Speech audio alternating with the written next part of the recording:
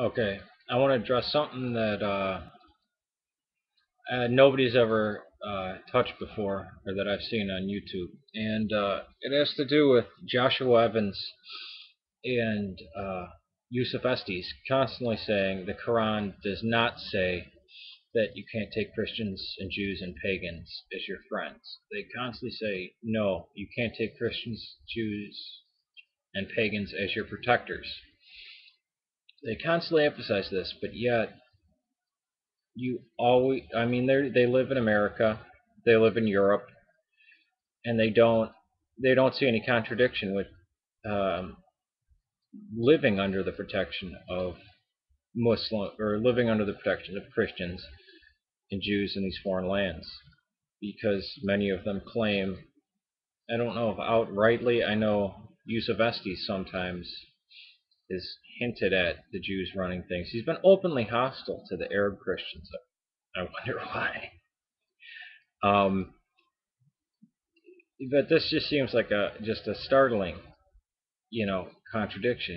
They oh no, they're willing to go out of their way to say that it has not, it has nothing to do with friendship with a non-believer, but in that it has everything to do with, oh, you can't take their protection. Well, if they ever go to the police, they ever pursue anything in the courts, you know, they're taking the protection of Christians and Jews. Um, and I noticed a sign that UFO Hunter Org UK put up where it said there was a policewoman and these Muslim women in hijab and veil said "F the police." Well, the UK is a outwardly Christian country. Maybe the populace is atheist, but the government is established on. Um, it has an established Anglican church there. The Anglican church is part of the state. Presumably that's why Tony Blair didn't become Catholic until after he stepped down from office. Um, One thing I want to say about this video, or in this video, is that the whole entire time that I was a Muslim, at least here in America, there was no, or even at my masjid that I went to, there was no. Everybody was clean cut. There was no hostility. Yeah, there were talks by people here, and we all believed that uh, the Khalifa should rule. There should be one Islamic state that eventually conquers the world. But that's what all Sunnis believe. It's nothing specific. But everybody there was totally clean cut. Uh, the nicest people you would ever meet, the most trustworthy, compassionate. There seems to be a new strain, though, of this openly hostile. And I'd love to say that the people who I love, who I can't ever speak to anymore, and I haven't spoke to for years, and it really sucks. I don't like that. Um, I sometimes want to just go back to the masjid and say, you know, just lie and say, oh yeah, I'm still Muslim, just to see these people, because these people are family to me. But this new strain that's coming in, I'd have to say is more like the Prophet Muhammad. Because if you actually read Sahih al-Bukhari, Sahih Muslim, any of the, or even the Quran, any early works that you see, that you can read, uh, Islam is clearly pornographic, perverted, and violent. And I know some people say, "Oh, well, this is just your mental disorder. No, it's not. It's really not. Go and look. I urge you." And a lot of times I run into people who said, "I've read the entire," like Lundbeck says, "I've read the entire Quran, and I don't find it's a peaceful book." No, I've come across people who say they've read the Bible and it doesn't say that Jesus is God ever.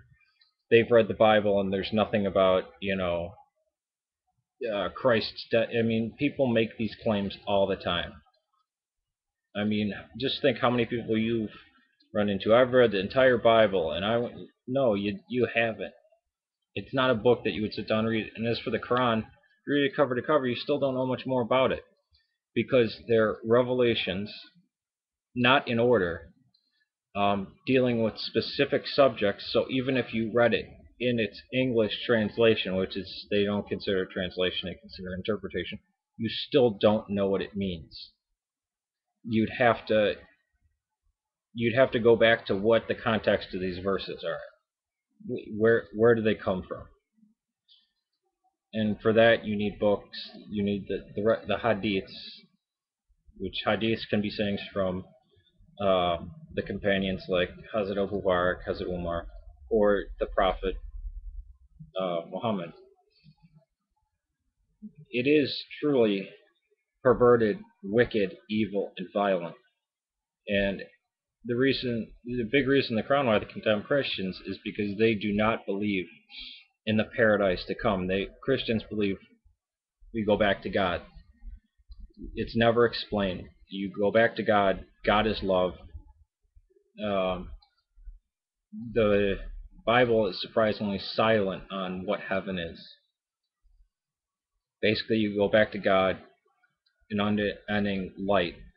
The Catholic Church says it's an unfolding tapestry of light.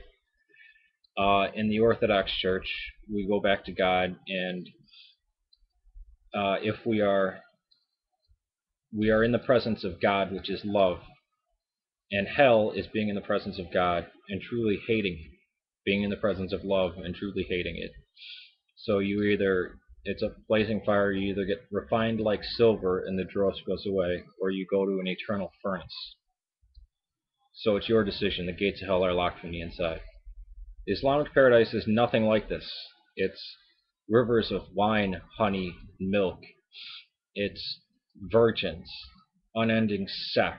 They even have jewels growing from trees. Why you would have jewels? Why you would need jewels and gold in paradise uh, in the afterlife doesn't make any sense to me.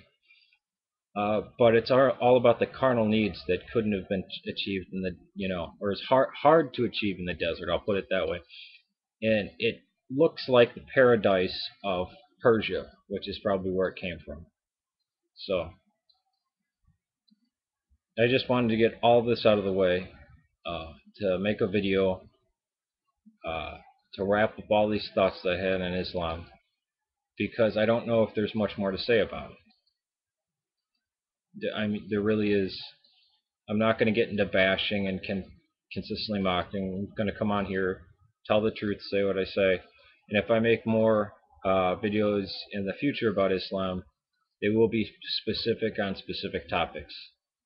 But this is the first long one that I'm making, getting this stuff out there. So peace to you, and hopefully everybody will find the truth.